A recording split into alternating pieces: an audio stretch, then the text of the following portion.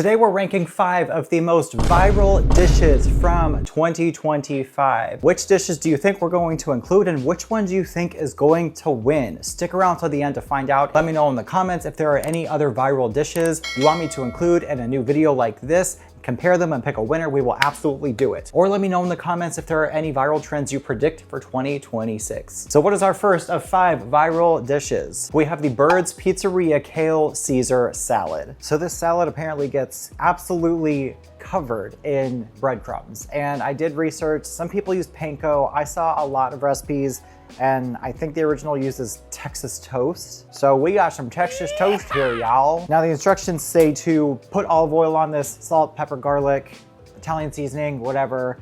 This is already seasoned Texas toast, so I'm gonna skip the olive oil and I guess I'll just amp it up a little bit more. Some onion powder, a little more garlic, even though this is already garlic flavored, and Italian seasoning. This is supposed to get baked until it is very, very crispy so we can smash it into breadcrumbs. So as opposed to the instructions on the box that the Texas toast comes in where it says to bake for like 5 to 10 minutes, where it's still really, really soft, we're gonna have to give this a lot longer in the oven at 350, probably for about 30 minutes if I had to guess. I will check it.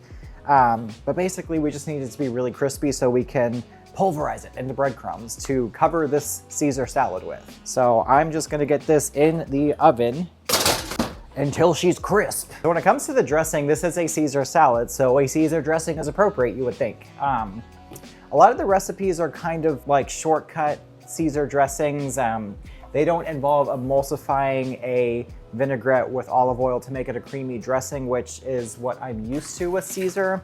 It calls for mayonnaise, so this is a mayonnaise-based dressing. So we'll see how this tastes. This is an easier approach to a Caesar dressing. It's got a lot of the classic flavors still. We've got the anchovies. I'm actually using anchovy paste in this. I saw this on the shelf at the store and said, we'll just grab that instead. We've got our mayonnaise, we've got Dijon, there's lemon, capers, garlic, anchovy, Worcestershire sauce. Now, since I'm not making a giant salad to feed a bunch of people, this is a scaled down recipe, so I'm really just gonna kind of eyeball all of these measurements until the dressing tastes the way I like it, which I feel like is how salad dressing should be, especially when you're making it at home. Like basic vinaigrettes are, gotta love a bottle fart. Basic vinaigrettes are so easy to make and keep in the fridge.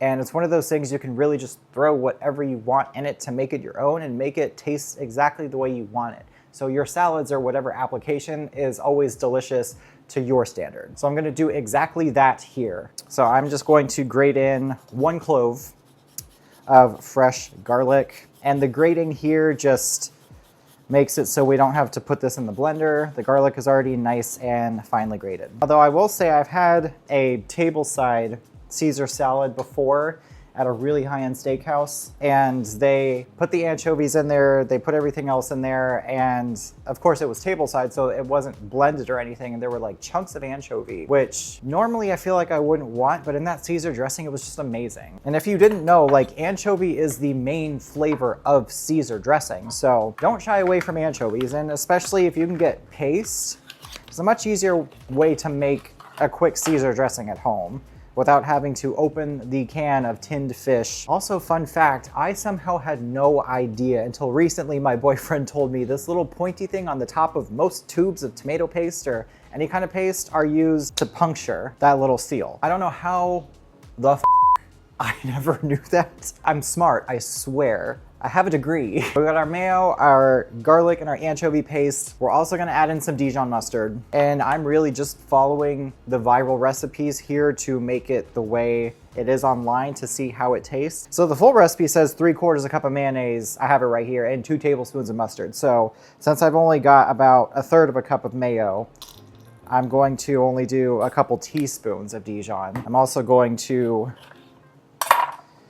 add in a nice fresh squeeze of lemon. I'm just gonna do a couple dashes of Worcestershire sauce, not the full tablespoon. We've also got salt and fresh cracked black pepper. Now this is where this dressing is interesting. It calls for capers. Normally Caesar dressing is egg yolks, oil, anchovies, Dijon, Worcestershire, garlic, lemon, parm, salt, and pepper. That's what I'm used to. The capers I knew was weird. So I'm like, why are we putting capers in this? We've already got the saltiness and the flavor from the anchovies. This is gonna make it a more briny, I don't know. I'm just gonna do it. I'm gonna follow the recipe, see what it's about. That appears to be it. So we'll just give this a nice little mix. All right, so Texas toast, really nice and crisp. It got pretty dark on the bottom, but you can hear how crisp that is, which is, yep, exactly what we want. That'll give us really nice breadcrumbs. I think the easiest way to do this is just in a food processor, honestly. One chunk of bread that for some reason just didn't want to blend up, so that's what we're gonna do with that. All right, we've got our beautiful fresh kale. So if you didn't know this, if you massage kale, it actually tenderizes it and makes it a lot easier and more pleasant to eat. So how interesting is that? Massage your food. So this is just gonna get our Caesar dressing, and I'm just gonna toss this together with some tongs. I like fresh pepper on my salad, so I'm gonna add a few cracks of that in there. And then what really sets this aside is how it's plated and presented. So we just get our dressed kale, and then you pretty much just completely smother it with Parmesan cheese and the breadcrumbs that we made. So just an obscene amount of parm. I mean, you're supposed to completely cover this thing in it. So it's not just a sprinkling, it's like an absurd amount. And then all of the breadcrumbs, basically so that you can barely see any salad. Well, all that's left to do is taste. So let's just see how this is. Okay, so immediately, a lot of breadcrumbs. Are the breadcrumbs good? Yes. Do they take away from the overall Caesar saladness to me? A little bit. Caesar salad normally comes with croutons, but since this is just coated in breadcrumbs, I feel like it's a little bit much. Now the flavor of the salad itself, the dressing, the kale with the parm, it's actually really, really good. I think I'm just a traditionalist in this sense, and I would just scrap the breadcrumbs and just throw some croutons on there. Yeah, I'm gonna be honest, didn't think it was that great. I get the hype, but out of 10, I'd probably give it a solid 5. The breadcrumbs were just overkill. All right, recipe number 2. We have the sweet potato and cheese. Dear Lord Jesus. I remember when I first saw this video, and it was actually not too long ago, I was incredibly annoyed. I mean, I get it. Sometimes it's the simple things that bring you joy. When you think about somebody putting cheese into a baked sweet potato and how viral it went, I'm just like, are we okay as a society? Like, are y'all good? But again, you know what? If this makes you happy, brings you joy, then go for it. And because it was so viral, I wanted to include it in my series of viral recipes to try from 2025. Even though it's 2026, we're gonna recap last year with the viral recipes, see which ones we like the best, and then see what goes viral this year. And because this is so simple, it really doesn't need much of an explanation. I have a baked sweet potato here. Now in the original video, she's using a white sweet potato and she called it a garnet potato. I'm like, girl, it's not a garnet. A garnet is one of these, it's orange. That is a garnet potato. If you're not trying to fact check, then you can get over that. But I was immediately annoyed by that. And then she said butter kaze, like it's butterkesa. Learn your pronunciations. And then everyone who remade it said butter kaze. It's butterkesa. We've got some of that, and apparently you have to make sure the sweet potato is still warm so the cheese gets really, really melty. So I'm just going to make a little bit of room in there. In goes the cheese. And this is where I'm like, the fact that this got tens of millions of views and was remade by so many thousands of people, what am I doing wrong? That's pretty much it. Here goes nothing.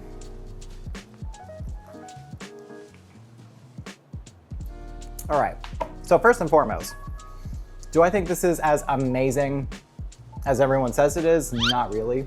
It's literally just like, it's cheese shoved in a potato. So now I will say, I tried this once before, but the sweet potato was cold. So the cheese didn't get melty at all, and it was a cold sweet potato with cold cheese.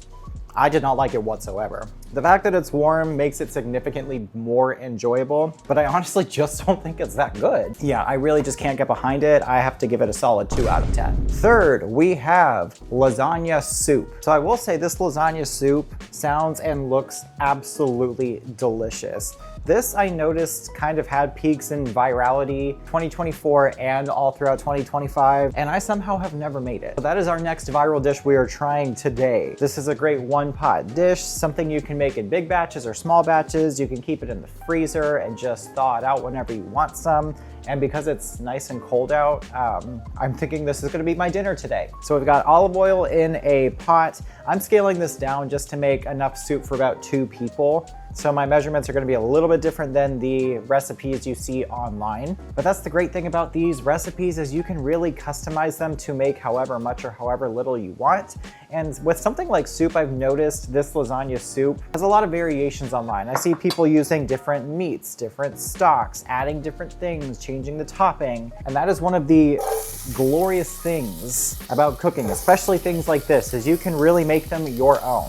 You like a certain flavor, throw it in. You don't like what the recipe says, ignore it. Sometimes, that doesn't always work. But we've just got chopped onion that we're gonna cook in some olive oil over medium heat. I'm gonna cook these onions until translucent, which is just about a few minutes, and then we're gonna add in the garlic after that. And I'm just keeping my heat over like a medium low. I don't wanna brown the onions, just cook them until they're translucent. So once that starts to happen, we're gonna go in with our minced garlic. Add as much or as little as you want. I minced a couple cloves of garlic for this, and I'm just gonna give this about 60 seconds. I love how you can smell it the second it hits the heat. It is just one of those smells that is always so good. And what you don't want to happen is for this garlic to turn brown, because it'll burn very quickly and then it becomes bitter and kind of gross, honestly. So that's why I always add it in at the last minute.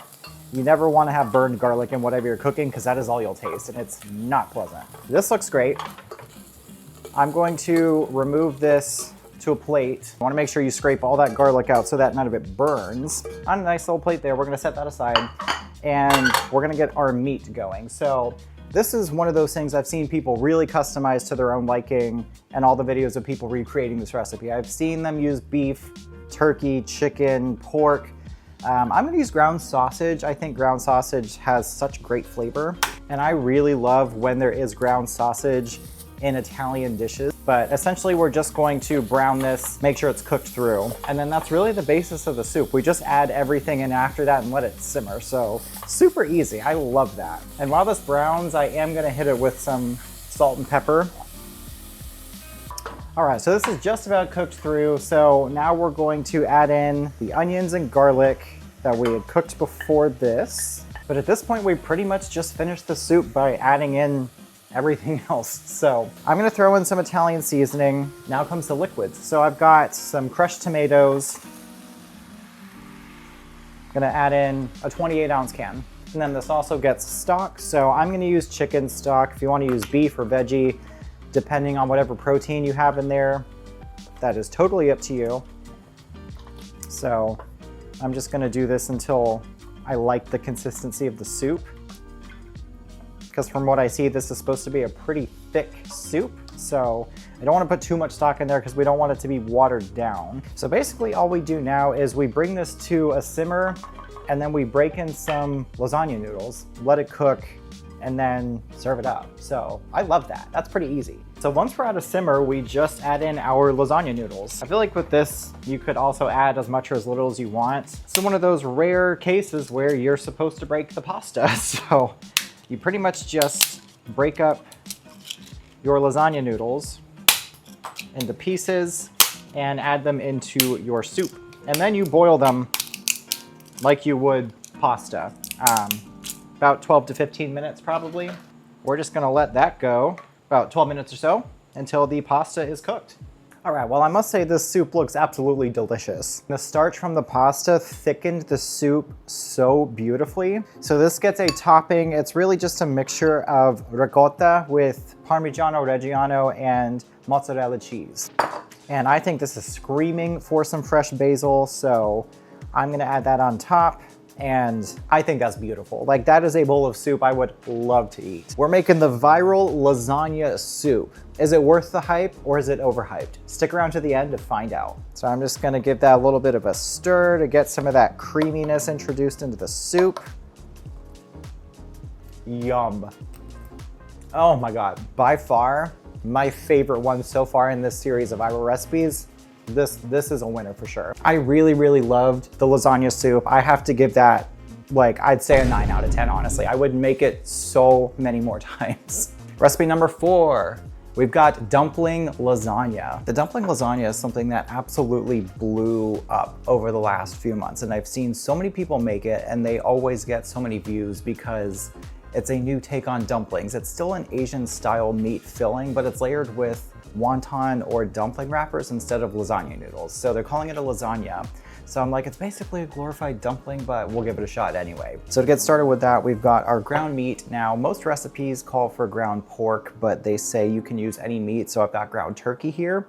And then the rest is really just mixed into one bowl and layered with I've got wonton wrappers, it says dumpling wrappers, they're pretty much the same thing, but it's a pretty straightforward recipe. So that's also why people love it. It is really easy and quick to put together. So got minced garlic and ginger going in. Now I definitely would not sub garlic powder for the minced garlic here. You really need fresh because it just makes that much of a difference. And then with our liquid here, we've got sesame oil and Shaoxing cooking wine, and then we've got soy sauce. This also calls for oyster sauce, so we're putting a couple teaspoons of that. I'm gonna throw in some green onion. I'm gonna save a few for garnish, and then salt and pepper to taste. Now, the oyster sauce and the soy sauce obviously are pretty salty, so I am not gonna add that much just because I don't want this to be too salty when it's done. That's pretty much it for the meat mixture. It's very simple. So this mixture pretty much just goes in ramekins layered with dumpling wrappers. I've got my first little ramekin here. It's a 4-ounce ramekin. And we start our assembly with some of the meat mixture, enough to coat the bottom, followed by your dumpling or your wonton wrapper. Then another spoonful of the meat mixture. And then this actually calls for adding water to this. So 30 milliliters, oh my goodness, of water is going to get poured. That seems like a lot, but I am just following the recipe for this. So, and then it gets topped with one more wonton or dumpling wrapper, which is supposed to be submerged in the water. So that looks like that is correct. And then you just repeat this. This recipe makes 6. So I'm gonna make all 6 and get these in a pot. Putting them in a pot, water halfway up the ramekins, and then we're just gonna cover it and let these steam for about 15 or so minutes, or until the meat is cooked, pretty much. Now this steamed for 15 minutes. I will say it does look pretty good. That water we added made a nice little sauce in there. So I'm just gonna finish this off with some good old chili crisp and a little bit of green onion. And I will say that actually does look really nice. All right, that's really good. There's a lot of flavor in the turkey. The texture of the wonton wrapper is really nice. It got really soft in the steam, and it's really balanced. It is honestly delicious. Something I was really pleasantly surprised by. I loved the presentation. It was really tasty. And for that, I'd say a solid 8 out of 10. I would make it again. And then last but certainly not least, we have the viral doner kebab. This recipe starts in a food processor, which I love because it involves taking onions and garlic and processing them until they're really finely chopped, which I guess with the texture and the fineness we want with this, it would take a lot of work to do it by hand with a knife. So it would help if you didn't put the bowl on backwards like I did. That's better. So it says to do this until it's basically puree, which I would definitely say that is. So yeah, that wouldn't have happened by hand, no way. So the rest of this just gets done in one bowl, so it is pretty easy. About a pound of ground beef here. The recipe recommends using beef, so I'm just going to stick to that. And our pureed onion and garlic mixture is going to go in with the beef, along with the rest of the seasonings, and that's it. So it gets a tablespoon of tomato paste and then a couple tablespoons of Greek yogurt. We also, of course, have salt and pepper. And then for the spices, we've got a teaspoon of each of ground cumin and paprika. Then for a little bit of heat, we got red pepper flakes, not as much, about 1/4 teaspoon or more if you want it to be super spicy. And then that's it for the ingredients for the meat mixture. So you just mix this together until it is nicely combined. So this mixture, you're supposed to separate into thirds and then roll each one out in between the parchment paper. So that's what we're going to do. So I've got 1 sheet of parchment here, and I'm going to just eyeball 1/3 of that mixture. Then you take another sheet of parchment, put it on top, and then you can use your hands or a rolling pin to spread it into a thin rectangle shape. And from what I understand, this is supposed to be on the thin side. Gonna take a rolling pin. This will just help make sure it's an even thickness all across. And then this sheet gets rolled up and put on a sheet, and then we repeat that with the rest of the meat mixture. So it says in about 2-inch. Just gonna roll this up. All right, that's number 1 done. So after we've got all 3 of our rolls on there, we've got some tomatoes and red peppers, just really roughly chopped. And those are gonna get roasted along with the rolls of beef. So for these, we're just going to drizzle over some olive oil and then just season with salt and pepper. And that's kept really, really simple. And those are going to be additional components to add to the final dish. Just a little toss to coat. And then this gets baked at 400 for about 20 minutes. All right, so after 20 minutes, we got the tomato and bell pepper in a nice little bowl over here. And then I let this meat rest for just about 5 minutes so I could actually handle it. I feel like I messed this up. I rolled it too thin and it broke. But you know what? The flavor will still be there because it's at least shredding nicely and maintaining pieces. So I would say just don't roll it as thin as I did because mine was very, very thin. So unrolling it, we got this, but it'll still taste good. I'm not worried about it. So to serve this, I'm just gonna get a pita that I toasted over an open flame just on the stove. And I'm just gonna keep this really rustic and simple because that's just what I like when it comes to this kind of food. I'm gonna put some tzatziki on just because I personally love it as a condiment. And then we're going to add some pieces of the beef and then a nice little strip of bell pepper and a couple chunks of tomato. Now you can dress this up or dress this down as much as you want. I like to keep it simple. So I'm really just going to give this a go and see how it is. Oh yeah. Oh my God, did you hear that? That is very good. I just want to see the beef. Beef alone, great flavor. You get the onion, the garlic, the spices, and then the nice roasted peppers and tomatoes pair so beautifully. And of course, if you're like me and put it on a pita, it's pretty delicious. So this is something I say would absolutely make again. This I think is a great meal prep option. It is super delicious, really not that hard to make. And you could do it with a variety of proteins. So the creativity there, like there's endless opportunities. And the flavor is actually really, really good. I would give this a solid 8 out of 10 as well.